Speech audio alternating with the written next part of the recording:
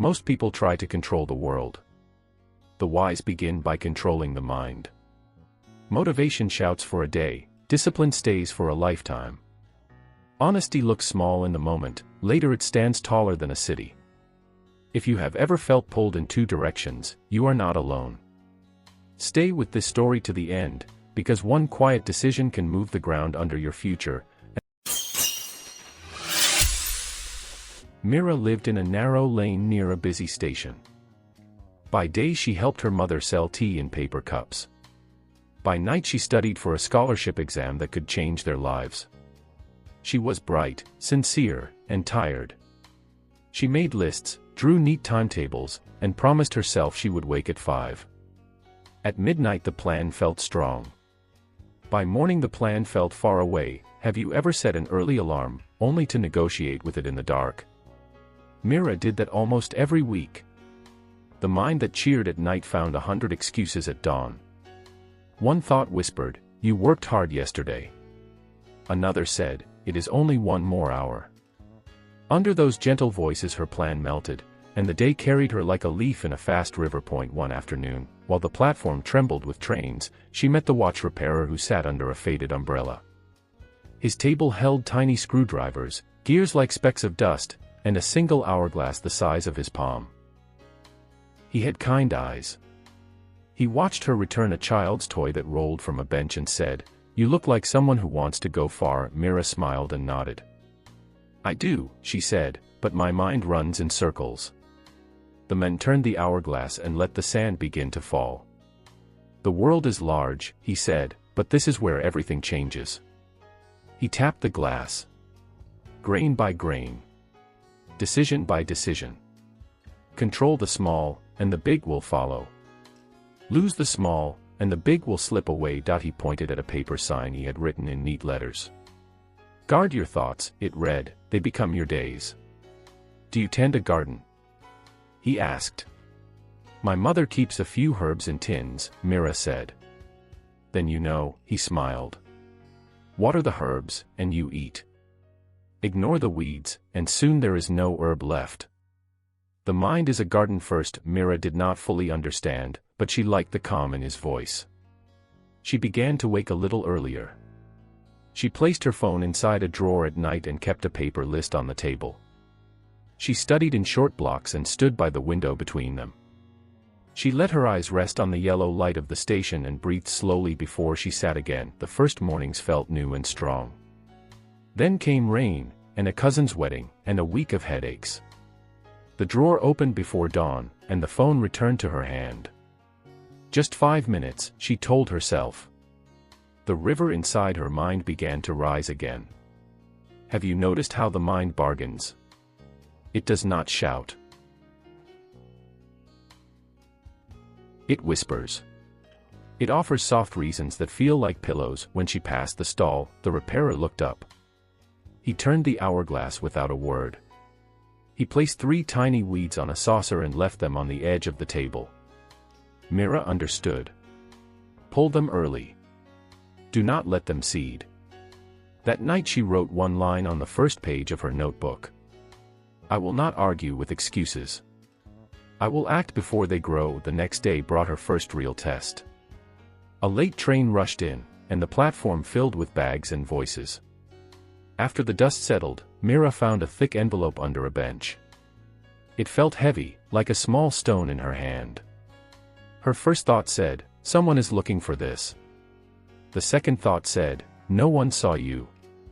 The third said, "You could solve your fees." She stood still and listened to the traffic inside her own head. The loudest voice was kind. It told her that good people also get tired, and that life had not been fair. Another voice asked a quiet question. If you keep this, who will you become? Mira closed her fingers around the envelope. She walked to the station office and placed it on the desk. The clerk opened the seal, checked a note inside, and called a number. A teacher arrived with eyes full of worry. He thanked Mira again and again, pressed his palms together, and tried to offer her a reward. She shook her head. The repairer watched from his umbrella and gave a small nod. Honesty looked small in that moment. Still, that evening something inside her felt steadier and higher. Mira wrapped a scarf around her neck and opened her books. The phone buzzed, and her friend sent a link to a series she had wanted to watch for months. Another message said, "You deserve rest." The hourglass in her mind began to tilt. She remembered the weeds on the saucer and the question in the office. "Who will you become?" She placed the phone face down and read aloud for 15 minutes. The words felt heavy at first, then lighter. When her focus wavered, she stood, filled a glass of water, and looked out at the dark tracks. A far light moved like a star along iron lines. The station horn sounded, slow and low. In that calm, she realized control begins as a single minute. She slept early and woke before the alarm. She wrote one sentence on a slip of paper and taped it to the drawer. Act before excuses speak. For the first time in a long while, she felt ahead of the day. She thought the test was over. It wasn't. The real test waited just beyond comfort. It arrived on a morning when the rain fell like a curtain and the lane became a narrow river. Her mother had a fever, so Mira took the tea stall by herself. Steam rose from the kettle and blurred the glass jars. At noon, a message arrived about the scholarship form. The deadline had been moved forward by 1 day. Panic pressed her chest. Could she finish the stall, help at home, and still study with a clear head? The mind offered 3 easy doors. Skip the study just for today. Copy someone's notes tomorrow. Sleep early and blame the rain. Each door looked soft and safe. Have you noticed how comfort always comes dressed as care? A customer asked for change and another asked for sugar. Hours slid by like sand in the little hourglass. When the rush ended, she wiped the counter and stared at her hands. They smelled of tea leaves. They also felt like hands that could choose. On her way home, she stopped by the watch repairer. He turned the hourglass and looked at her face. Today was loud, he said. That is when the mind pretends to be your friend. It promises ease, then steals your future. He placed a tiny brass gear on his palm. Do you know why a watch stays true? Because one part keeps the rhythm, no matter the weather. Let one part of your day keep time. Decide once, not every hour. What should I decide? She asked. Choose a small window and protect it, he said. The same hour every day. When the window opens, you begin, even if it is only 2 minutes. 2 minutes become 10. 10 become an hour. Keep the phone far. Keep a glass of water near. And one more thing. Be honest with yourself. If you cannot do everything, do the next right piece. Tomorrow you will thank today for keeping the rhythm. That evening she cooked, helped her mother, and opened the scholarship portal. The page froze twice and asked for documents she had not scanned. A classmate messaged a contact who could file the form for a small fee. He can fix the date on your certificate, the message read. Everyone does it. The words blinked on her screen like a shortcut through a fence. Her heartbeat climbed the stairs in her chest. Who would ever know? Who would she be if she agreed? She closed her eyes and pictured the saucer with 3 weeds. She saw the envelope on the desk and the teacher's face. The hourglass in her mind stood straight. Begin for 2 minutes, she told herself. She opened the camera, scanned one document, then another. The portal accepted the files. Her eyes ached, but her breath stayed even. Have you noticed how a hard task becomes smaller once you start? The mind fights the first step. It calms as soon as you move. Near midnight she checked every page twice and pressed submit. A green line moved across the screen and the page showed a quiet message, application received. She lay down with a soft smile. In the morning, a call came from the library near the station. The teacher had left a note for the librarian about the envelope and about her studies. A desk by the window was reserved in her name for 1 month. It felt like a small door opening. The next week she began using the desk at the same hour each day. On the 3rd afternoon, a man in a neat shirt sat across from her and asked about her studies. He spoke politely and said he worked with a small finance office. "We need help typing records," he said. "It pays well and you can work evenings." Later he added, "Sometimes we adjust amounts to help clients qualify. It is harmless. With the extra money, you could buy medicine for your mother." Her mind split into two crowds. One crowd argued that she was not stealing, only adjusting numbers. Another asked if small lies today would become large lies tomorrow.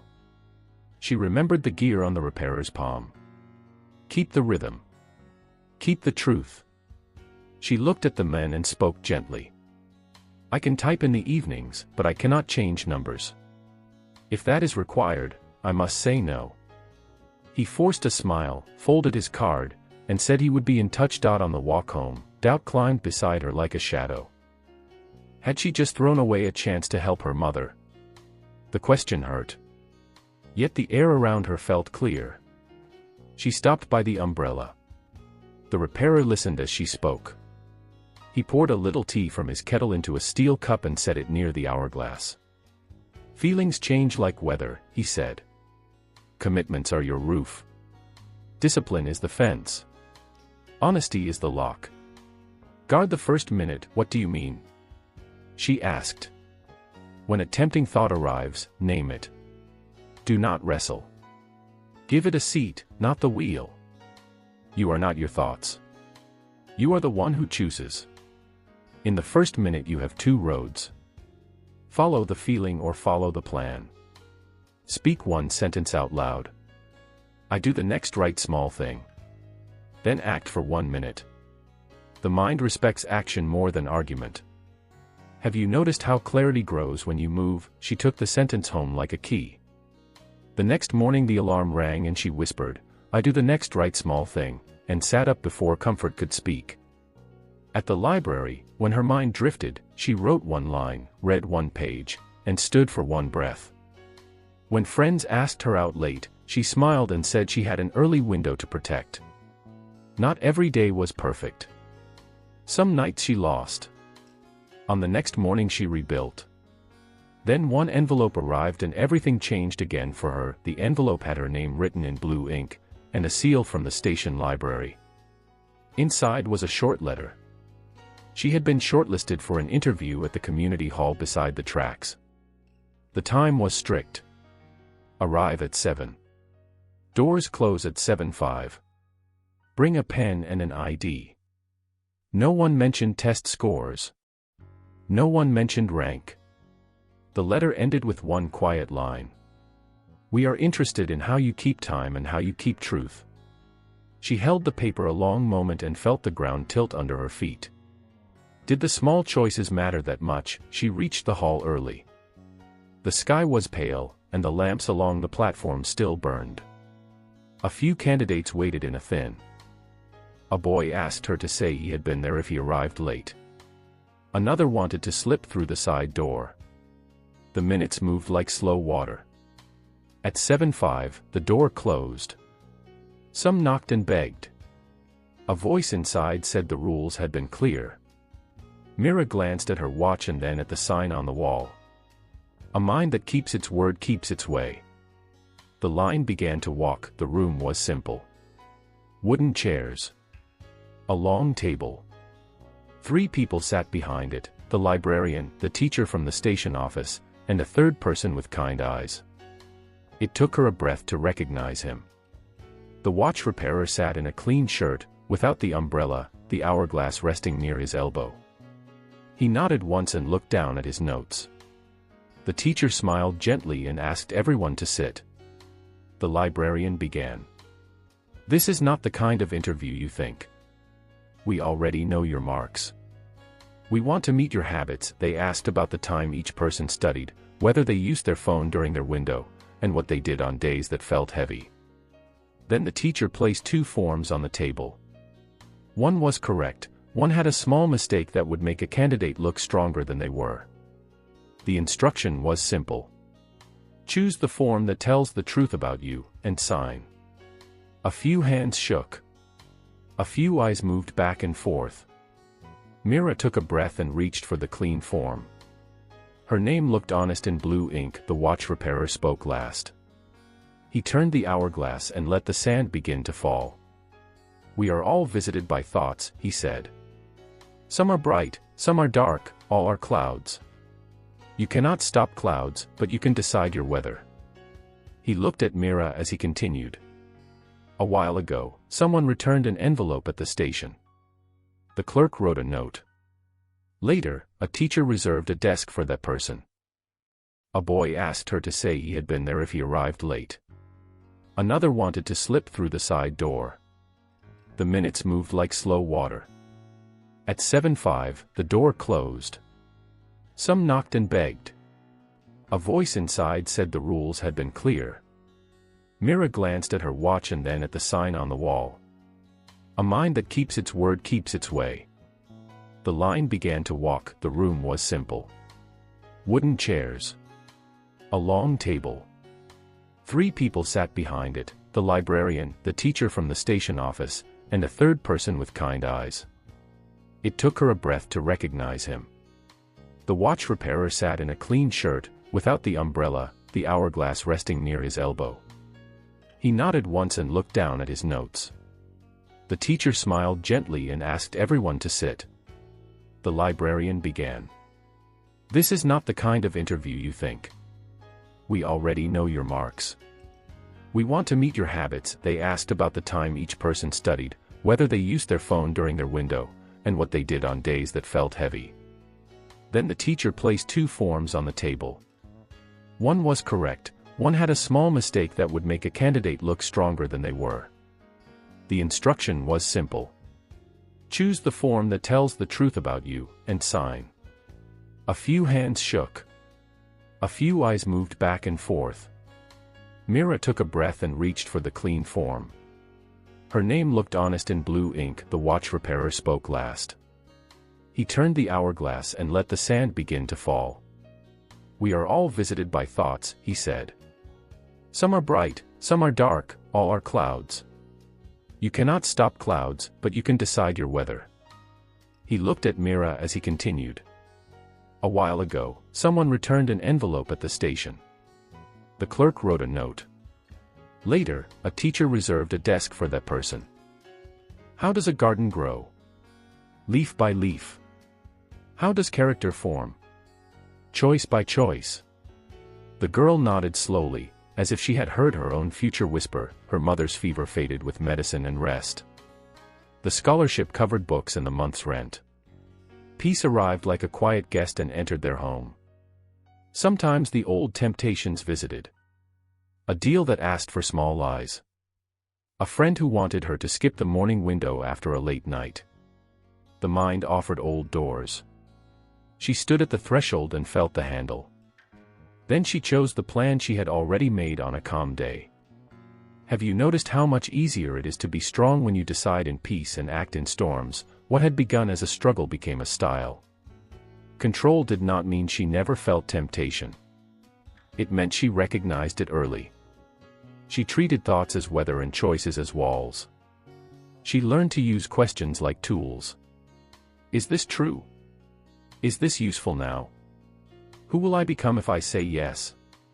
Each answer guided her back to her path. The scholarship letter sat folded in her notebook as a reminder.